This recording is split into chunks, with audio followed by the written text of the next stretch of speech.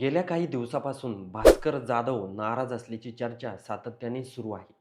त्याचबरोबर संजय राऊत यांनी भास्कर जाधव यांच्याबद्दल वक्तव्य केल्यामुळं अजूनच वातावरण पेटलेलं दिसत आहे. भास्कर जाधव यांनी माध्यमाशी बोलताना म्हटलं आहे, की "मी कुणावरही नाराज नाही, काही नाही," असं स्पष्टपणे त्यांनी सांगितलं आहे.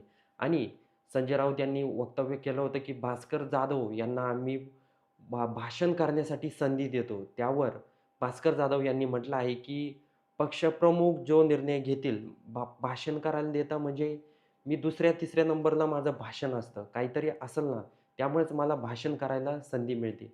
आणि हे बघा, कुठल्याही वरिष्ठ व्यक्तीला, नेत्याला मी बोलणार नाही, असं भास्कर जाधव यांनी म्हटलं आहे. त्याचबरोबर येणाऱ्या काळामध्ये भास्कर जाधव शिवसेना शिंदे गटामध्ये जातात का? का उद्धव ठाकरे यांच्या सेनेमध्येच राहतात?